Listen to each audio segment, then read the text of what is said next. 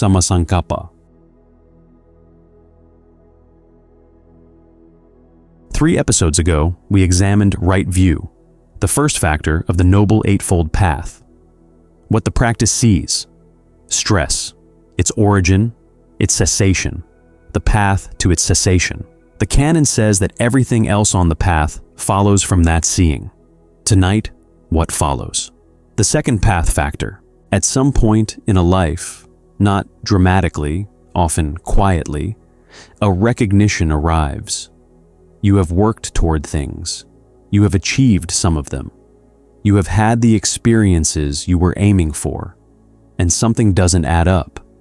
Getting what you wanted didn't produce what you expected, not because the experiences were bad, not because you chose wrong, because the wanting itself seems to replenish faster than the having.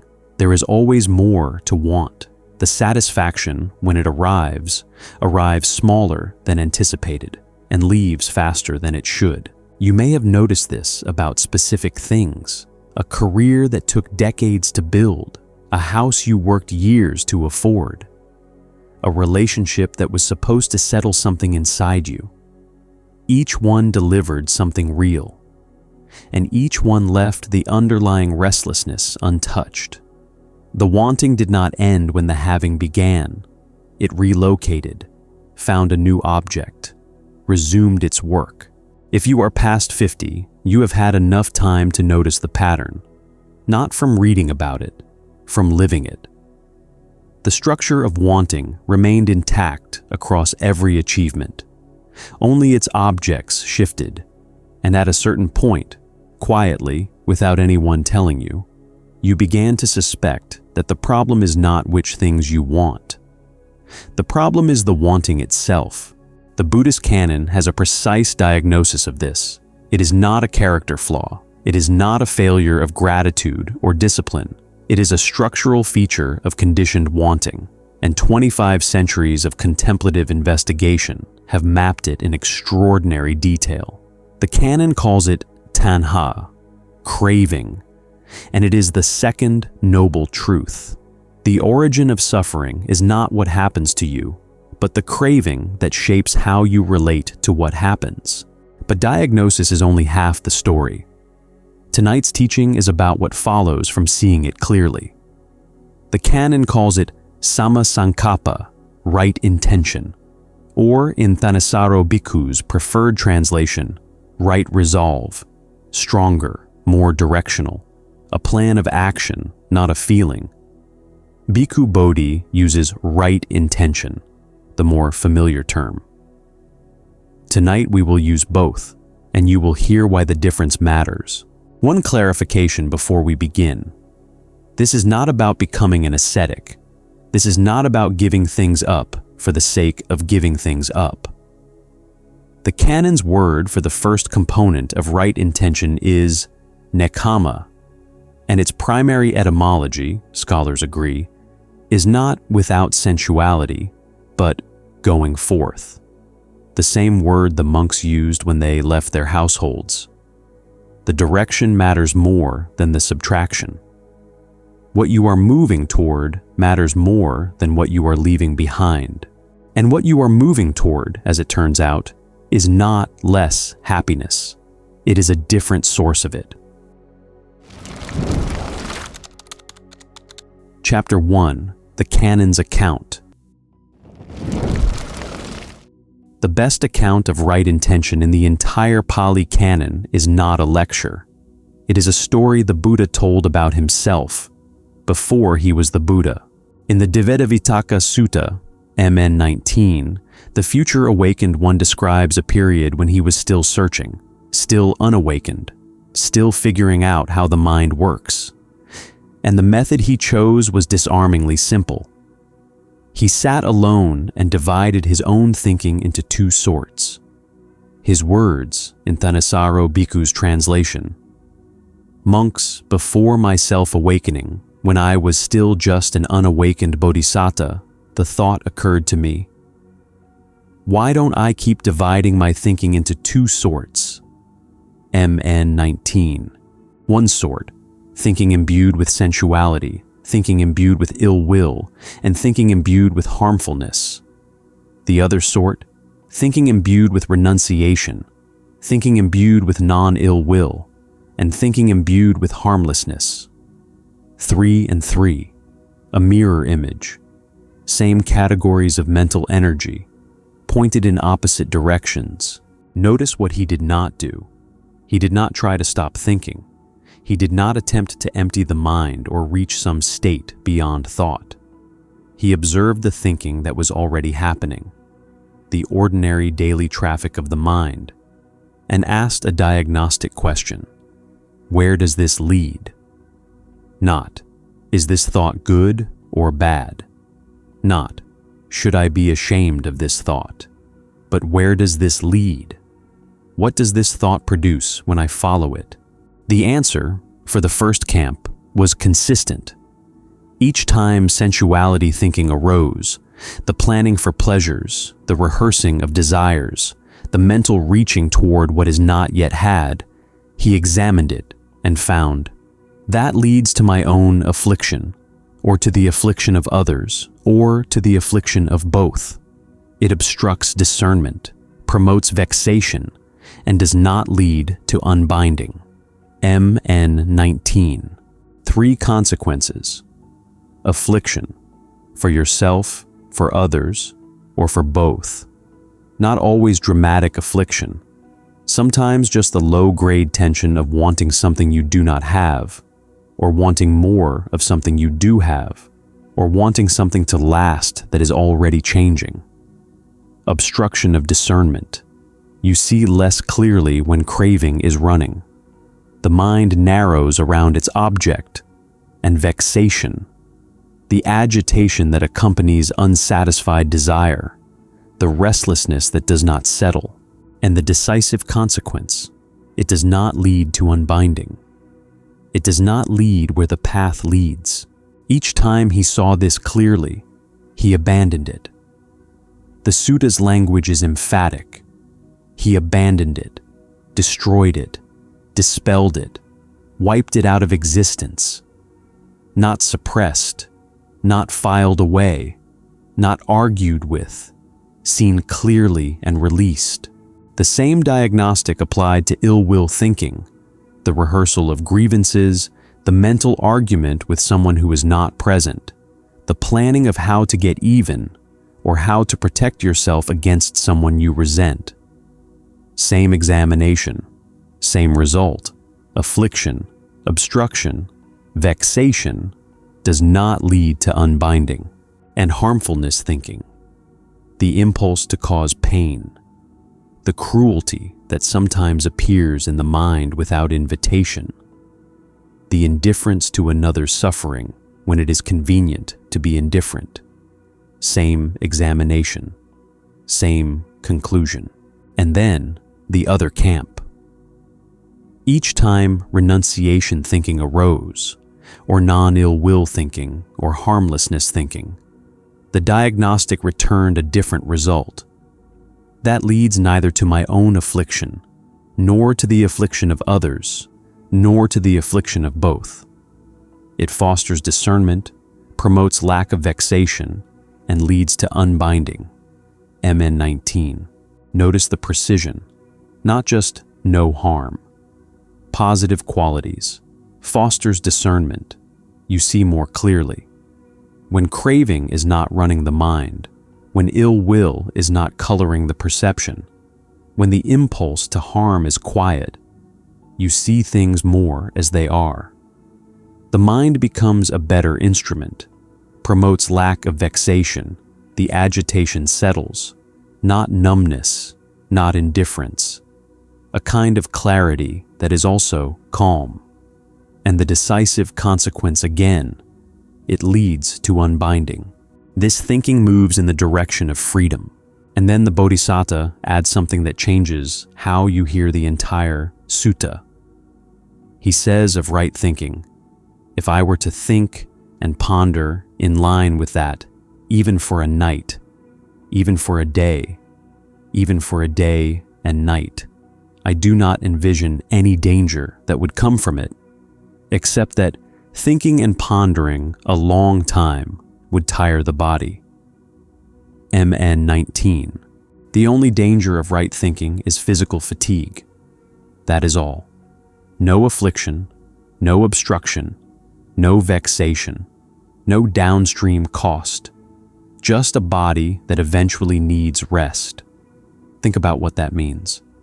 The canon is saying that there is a mode of thinking you can pursue without limit, without harm to yourself, without harm to others, without obstruction to your clarity. And the only constraint is that you need sleep. What he discovered next is the line that holds the entire teaching together. It appears twice in the sutta, which, in canonical literature, means it is the point the compiler wanted you to remember above everything else. Whatever a monk keeps pursuing with his thinking and pondering, that becomes the inclination of his awareness. MN 19. Stay with that for a moment.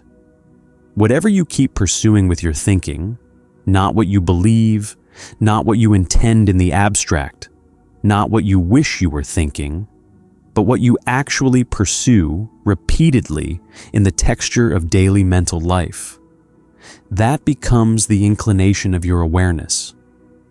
The mind bends toward what it practices, not toward what it prefers, toward what it does. This is an observation about the mechanics of the mind, not a moral judgment, and it works in both directions. If you spend your days pursuing sensuality thinking, planning for pleasures, rehearsing desires, replaying satisfactions, imagining what the next acquisition will feel like, your awareness inclines toward sensuality. Not because you chose it in some grand moment of decision, because you practiced it, thought by thought, hour by hour, year by year. The groove deepens. The inclination becomes reflexive. If you spend your days pursuing ill will thinking, replaying arguments, cataloging grievances, keeping score of who wronged you and how, your awareness inclines toward resentment. Not because you are a resentful person by nature, because that is what you practiced. And the reverse holds with equal force. If you spend your days pursuing renunciation thinking, examining the drawback of craving, noticing the relief when craving fades, noticing the quiet pleasure when the mind is not reaching for something, your awareness inclines toward freedom. If you practice goodwill, the mind inclines toward goodwill. Same mechanism, different direction, different destination. The Bodhisattva illustrates this with two images of a cow herd, two seasons, two completely different situations, but the same cow herd, the same cows. The first, autumn. The crops are still ripening in the fields. The cow herd has to watch his cows constantly, tapping, poking, checking, curbing them with a stick on this side and that. Because if the cows wander into the crops, there will be consequences. Flogging or imprisonment, or a fine or public censure. MN 19. The cow herd cannot relax. The danger is present. The crops are vulnerable. One moment of inattention and the cows are in the rice. Every time a cow drifts toward the field, the cow herd brings it back. Every time it drifts again, the cow herd brings it back again. This is the mind in training. The wrong thinking camps are still present, still attractive, still capable of doing damage. You notice sensuality thinking arise, and you have to redirect it. You notice ill will arise, and you have to redirect it. Actively, repeatedly. It takes effort, it takes vigilance, and it takes patience, because the cows will drift toward the field many times before they stop trying. The cow herd is working. This is not failure. This is the practice. The second, summer. The harvest is over. The crops have been gathered into the village. The fields are empty, there is nothing the cows can damage. And now the cowherd sits under the shade of a tree or out in the open and simply keeps himself mindful of those cows. MN 19. Simply keeps himself mindful. No stick, no poking, no urgency, no struggle. The cows are still there, the mind still thinks, but the danger has passed. The wrong thinking camps no longer pull with the same force. The right thinking camp has become the default inclination. What was once effortful has become natural, not because the mind has been emptied, because it has been trained. The cowherd is at ease, not because he is absent, but because the season has changed. The same cowherd, the same cows, the same awareness. What changed is which season the mind is in, which is to say, how much practice has accumulated. The autumn cowherd is not failing. He is working. He is doing exactly what the season requires. And if he keeps working, if he keeps redirecting, keeps bringing the cows back, keeps doing the patient, unglamorous work of attending to what arises, the season changes. Not overnight, but it changes.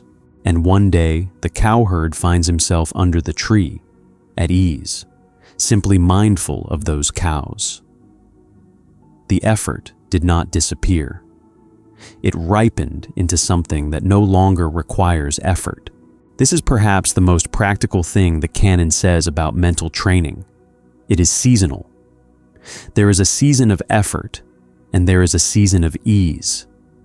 The ease is not the absence of the effort. It is the fruit of it. This is how I read this sutta. The three wrong intentions are not removed. They are redirected. The same energy that once flowed into sensuality thinking now flows into renunciation thinking. The same energy that once fueled ill will now fuels goodwill. The same mental capacity, pointed differently. The canon's own word is not redirection. It is inclination of awareness. But the architecture is what I am describing. Whatever you pursue, that is where the mind inclines. Right intention is the deliberate practice of inclining it toward what leads to unbinding. This is the script's compression of the teaching, and I want to be transparent about that. The sutta says inclination. The word redirection is mine. And then what happened? After this practice, after weeks, months of consistently dividing, consistently noting which thoughts lead toward affliction and which toward unbinding, consistently abandoning the first camp and cultivating the second until the summer cowherd replaced the autumn cowherd. The Bodhisattva describes the transition that followed. Unflagging persistence was aroused in me, and unmuddled mindfulness established. My body was calm and unaroused, my mind concentrated and single, quite secluded from sensuality, secluded from unskillful qualities. I entered and remained in the first jhana, MN 19. The first jhana, deep concentration, rapture and pleasure born from seclusion, a kind of happiness that does not depend on getting what you want, but on the quality of the mind itself. And then the second jhana, the third, the fourth. 3 higher knowledges and awakening. Read that sequence carefully. The transition into deep concentration was not a separate practice. It was not a technique imported from somewhere else, bolted onto the ethical training like an add-on.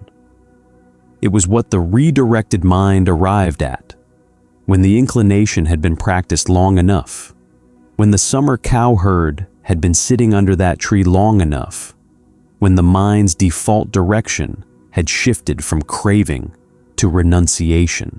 The mind that has been consistently inclined toward renunciation, non-ill will, and harmlessness. That mind, the canon says, enters concentration naturally, not forced, not willed into place, arrived at.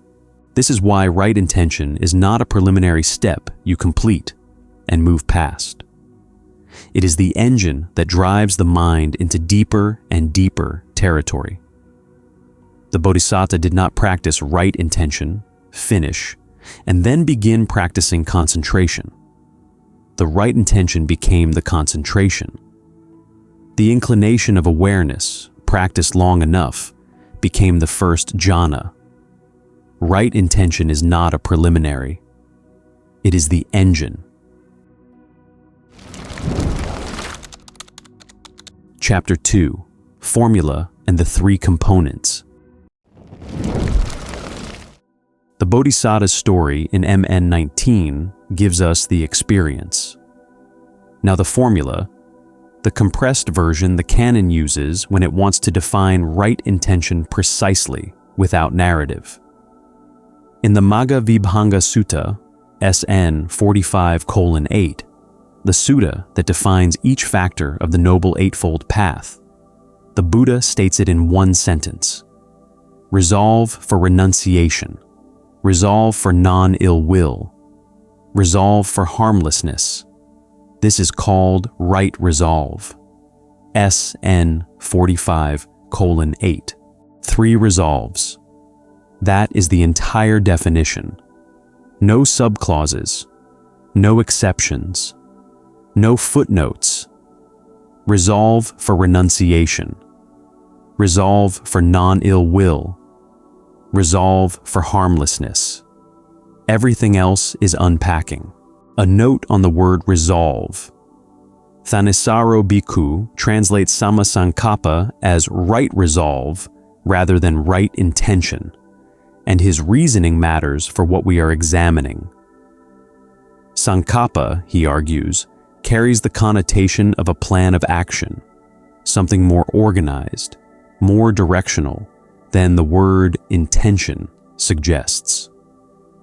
You can intend something vaguely in the background of your mind without ever acting on it. A resolve is different. A resolve has direction. A resolve has commitment. If right view is the map, seeing clearly where suffering originates and where it ceases, then right resolve is the plan of action based on what the map shows. You have seen the territory. Now you decide which way to walk. We will take each of the 3 components in order. And you will notice something as we go. These 3 are not random. They are the exact mirror image of the 3 wrong intentions the Bodhisattva identified in MN 19. Sensuality thinking becomes the resolve for renunciation. Ill will thinking becomes the resolve for non-ill will. Harmfulness thinking becomes the resolve for harmlessness. Same architecture, opposite direction. The first, nekkhamma-sankappa, the resolve of renunciation. We touched on this word in the opening. Now, let us look at it more closely, because nekkhamma is perhaps the most misunderstood term on the entire Eightfold Path. The word contains 2 etymologies simultaneously. Its primary root, and scholars are in agreement on this, comes from nekkammati, to go forth. The same word the monastics used when they left their households to take up the homeless life. Going forth, a movement outward, a departure. But the canon also plays on a secondary resonance with kamma, sensual craving. The Itivuttaka states it directly, the escape from sensual pleasures, namely nekkhamma, Iti 61. So the word means both going forth and escape from craving, not just one, both. The 2 readings coexist in the same term, and the canon uses that ambiguity deliberately. This matters because it determines how you hear the teaching. If nekkhamma means only giving up sensual pleasures, then the first resolve sounds like deprivation, like loss, like the sheer drop-off. But if nekkhamma means going forth, a movement towards something, then the resolve is not about subtraction. It is about direction. You are not removing pleasure from your life. You are reorienting toward a different source of it. Ṭhānissaro Bhikkhu's clarification is precise. Renunciation means specifically the renouncing of the passion for sensual pleasures, not abandonment of the objects themselves. Not the objects, the passion for the objects, the craving that promises more than it delivers, the restlessness that replenishes faster than any satisfaction can fill. And there is a distinction here that matters for anyone listening who is not a monk. The outer act of leaving one's household, the formal going forth, is called pabbaja in Pali. That is ordination. That is the shaved head and the robes and the monastery walls. Nekkhamma is something different. Nekkhamma is the inner movement, the turning of the heart away from the passion for sensuality and toward what lies in the other direction. This is available to anyone. You do not need to leave your house. You do not need to change your external circumstances. The movement is internal, and it begins, as MN 19 showed, with noticing which thoughts you are pursuing and choosing to pursue different ones. But before we go further with nekkhamma, there is a moment in the canon that is easy to miss, and it may be the most important thing we say tonight. In AN 941, a householder named Tapussa says to Ananda, "We are householders who indulge in sensuality, delight in sensuality, enjoy sensuality, rejoice in sensuality. For us, indulging in sensuality, delighting in sensuality, enjoying sensuality, rejoicing in sensuality, renunciation seems like a sheer drop-off, the edge of a cliff. You look down and there is nothing but empty air. That is what renunciation looks like from the outside. From inside, a life built on sensual pleasures." Ananda brings this observation to the Buddha, and the Buddha's response is extraordinary. Listen carefully. "So it is, Ananda. So it is.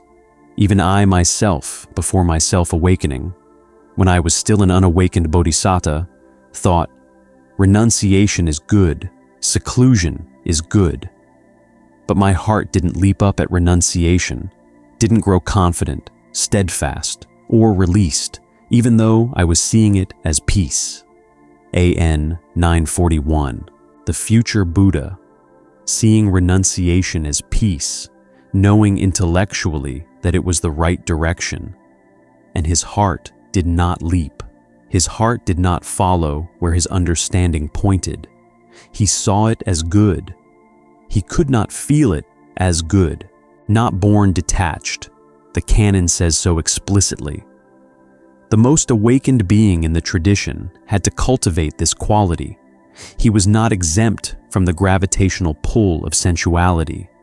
He was not a special case who never wanted what everyone else wants. He wanted it, and his heart did not leap toward giving it up, even when his mind already knew it should. What changed? His own diagnosis.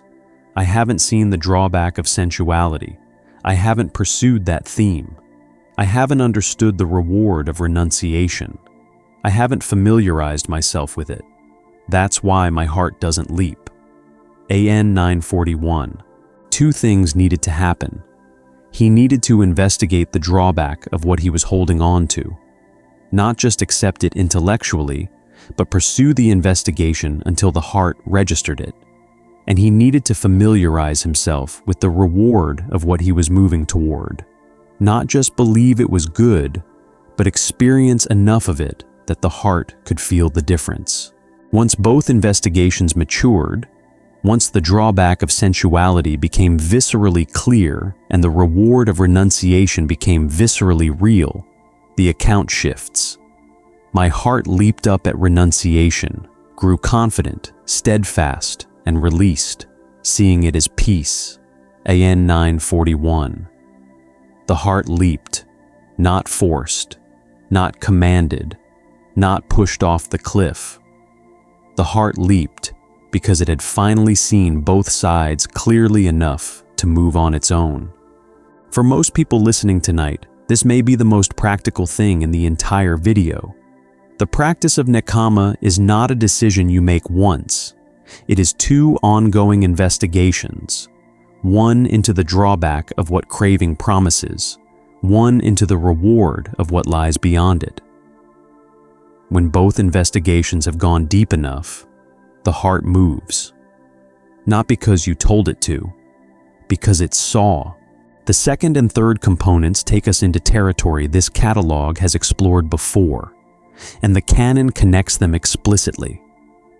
The second, sammā-sankappa, the resolve of non-ill will. The third, sankappa, the resolve of harmlessness. In AN 613, the Buddha maps each of these to a specific Brahmavihara practice, and his language is direct. This is the escape from ill will, goodwill as an awareness release. And this is the escape from harmfulness, compassion as an awareness release. AN 613. The escape from ill will is metta, goodwill. Not metta as a technique you practice for 20 minutes on a cushion. Metta as what the mind arrives at when ill will has been seen clearly and abandoned. The way the Bodhisattva abandoned sensuality thinking in MN 19. When you stop pursuing ill will thinking, what fills the space is not emptiness, it is goodwill. The natural orientation of a mind that is not occupied with resentment. The escape from harmfulness is karuna, compassion, not compassion as sentiment. Compassion as what remains when the impulse to harm, or the indifference to harm, has been seen for what it produces and released. The mind that is not pursuing harmfulness naturally turns toward the welfare of others, not as a project, as an inclination. If you have followed this catalog through the metta episode and the karuna episode, you are hearing something that may reframe both of those practices. Metta is not a separate exercise bolted onto the path. It is the developed form of the second right intention. Karuna is not a separate exercise. It is the developed form of the third right intention. The Brahmavihara practices are the path factors in their cultivated, expanded expression. The canon says this explicitly. They are not additions. They are what the resolves become when practiced. But notice the asymmetry. 2 of the 3 right intentions connect directly to Brahmavihara practice. The third, nekkhamma, does not. In the pattern of AN 613, the escape from sensuality is not a Brahmavihara. Its direction is different.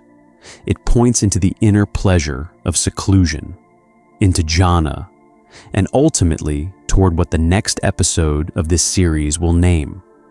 Nekkhamma stands apart, not because it is less important, but because it points further. One more layer. In MN 117, the same sutta we examined for right view, the Buddha describes right intention in 2 forms. The same 2-form structure that applied to every path factor. The first form, right resolve with effluence, siding with merit, resulting in acquisitions. MN 117. This is the worldly form. You resolve to renounce the passion for sensuality, to cultivate goodwill, to practice harmlessness. And this produces good karma. It produces a better life. It produces less suffering for yourself and others. This is valuable. This is real. And for most practitioners, this is the form of right intention they will work with for a long time. The second form, right resolve without effluence, the noble form. And here, Ṭhānissaro Bhikkhu's footnote is precise. The definition of noble right resolve here appears to refer to the resolves present in the first jhana. MN 117. Stay with that. At the noble level, Right intention is not an ethical preliminary that you complete before you sit down to meditate. It is the cognitive engine of concentration itself.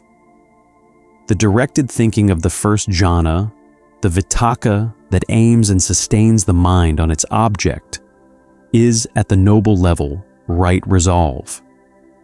Right intention and right concentration are not two separate stages on a linear path. They are the same movement at different depths of development. A brief caveat: the reading of vitakka as directed thinking within jhana is Ṭhānissaro's interpretation.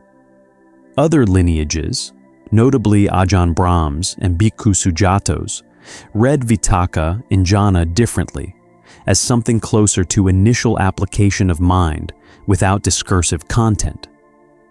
This is a genuine interpretive divergence within the tradition. What is not in dispute is the sutta's own statement. At the noble level, right resolve is present within concentration. It does not precede it. It participates in it. And MN 117 states one more thing that connects tonight's teaching to the last. In one of right view, right resolve comes into being. MN 117. Right view causes right intention. Seeing clearly, which we examined 3 episodes ago, is what generates the reorientation of the heart. This is not effort imposed from the outside, not a command, not willpower. It is what happens when the seeing is clear enough. When you have genuinely seen the drawback of craving and the reward of its cessation, the way the Bodhisattva saw it in AN 941, the resolve arises. The heart leaps. The map produces the plan. The seeing produces the resolve. Right view produces right intention. Chapter 3, Nekkhamma, the direction. We have examined what right intention is, how the Bodhisattva discovered it, what the formula contains, how the 3 resolves mirror the 3 wrong intentions, how 2 of them connect to the Brahmavihara practices this catalog has already explored. Now the question that matters most, and the one most people get wrong: where does nekkhamma point? The most common misreading is that it points toward less pleasure, less comfort, less of what makes life enjoyable. A kind of spiritual austerity where you voluntarily impoverish your experience in order to earn some future reward. The sheer drop-off, the cliff edge with nothing below. The canon describes something different. In SN 3631, the Buddha distinguishes between 2 kinds of pleasure. One is carnal, born from contact with sense objects, dependent on conditions that are by nature impermanent. You eat something delicious. You hear music that moves you. You hold someone you love. Real pleasure, genuine happiness, and entirely dependent on conditions you cannot guarantee will remain. The other kind of pleasure is not of the flesh, born from seclusion, from the quality of the mind itself, from the kind of happiness that does not require anything external to sustain it. The pleasure of jhana, the pleasure of a concentrated mind that has settled into its own clarity. A happiness that does not depend on the next moment delivering something specific, because it is not generated by what is happening outside.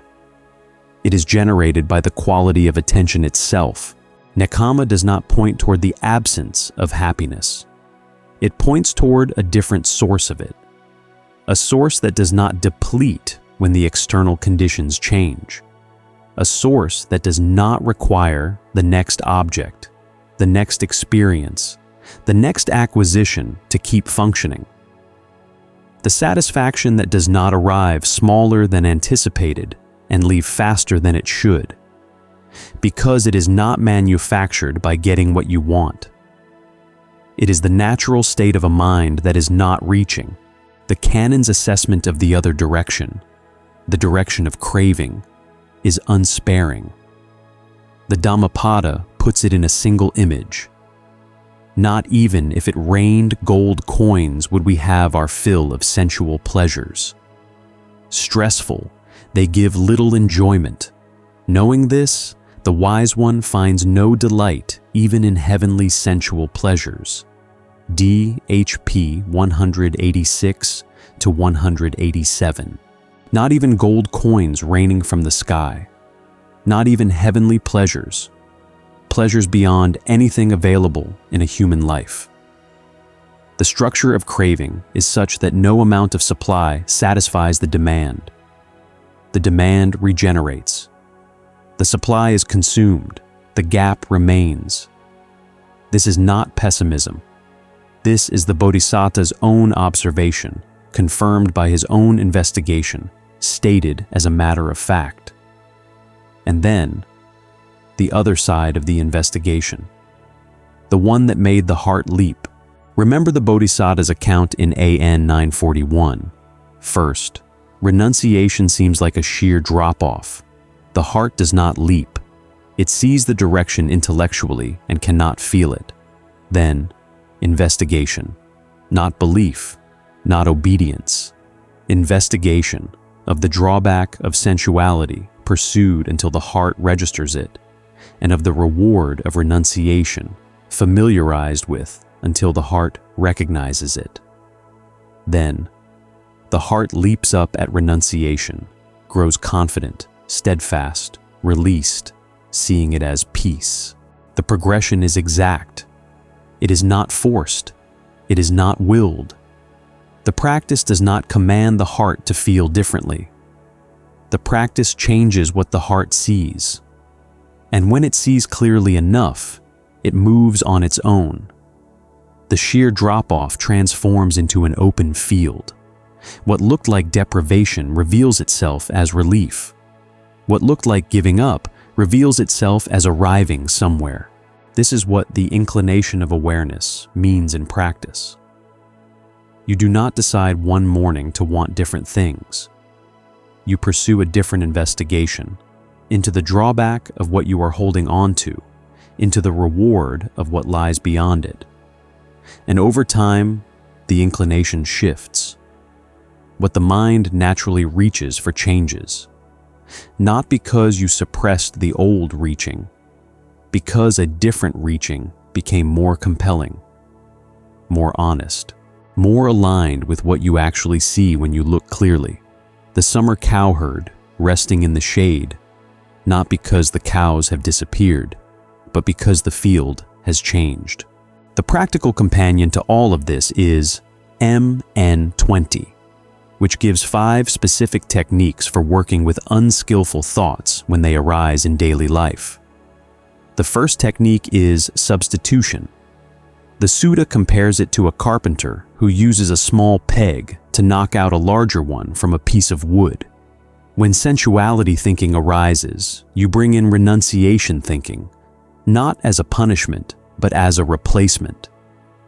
When ill will arises, you bring in goodwill, not as a performance, but as a redirection of the same energy, not fighting the thought, replacing it with a thought that leads where the path leads.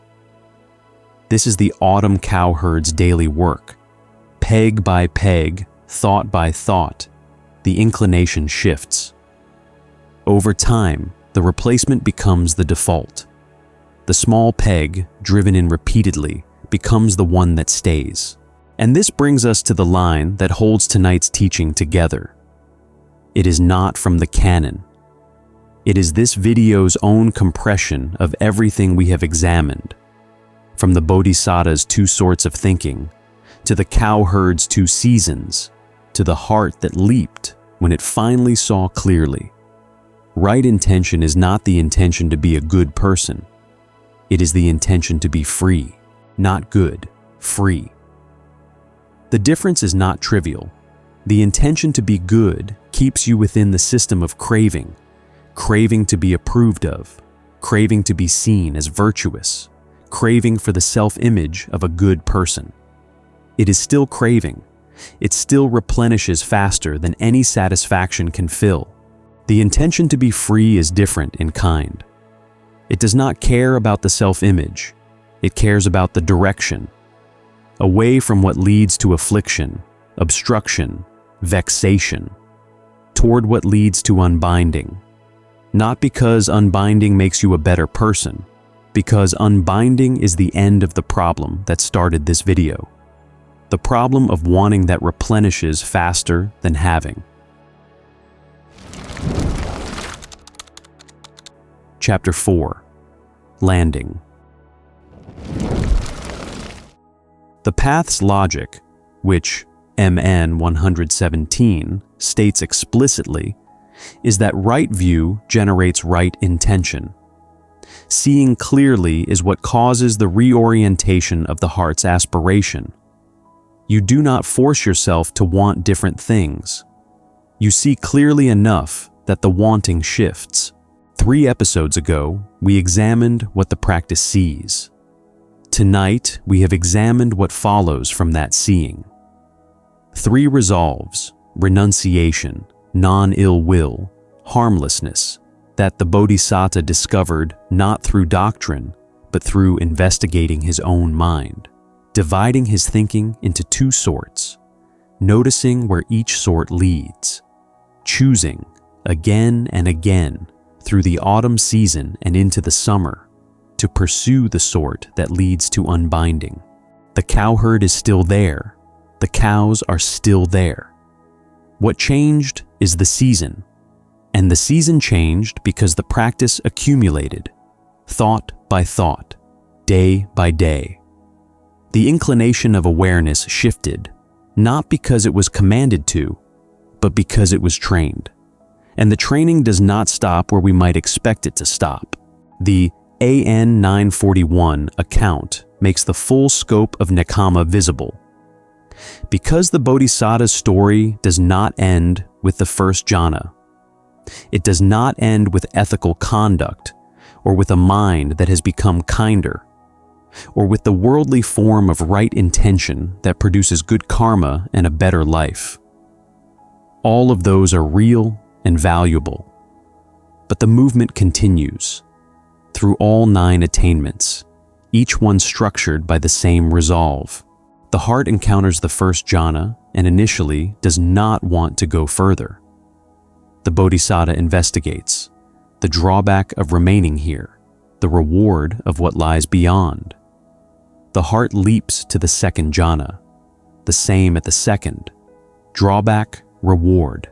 The heart leaps to the third to the fourth into the formless attainments, the dimension of infinite space, infinite consciousness, nothingness, neither perception nor non-perception. Each transition, a nekkhamma. Each transition, the heart letting go of one level of experience and moving toward what is subtler, quieter, more free. And then the final transition, letting go of even the highest meditative attainment, the cessation of perception and feeling, and beyond that, the ending of effluence, awakening. The entire 9-step climb is structured by repeated acts of the same resolve. Nekkhamma is not only the beginning of the path, it is the recursive engine of the entire path, the same movement applied at deeper and deeper levels, until what remains is not a level at all. This is why we began tonight with the recognition that getting what you wanted did not produce what you expected. That recognition, quiet, often arriving without drama, is the first stirring of nekkhamma.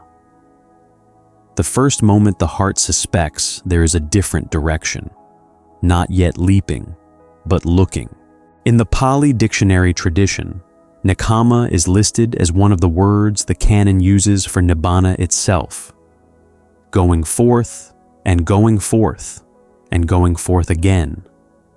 Each time the heart sees the drawback of where it is and the reward of where it has not yet arrived. Each time the heart leaps, until what remains cannot be described from the outside, only arrived at from within. Nekkhamma is the direction. Episode 10 will name the destination. Episode 10, Beyond.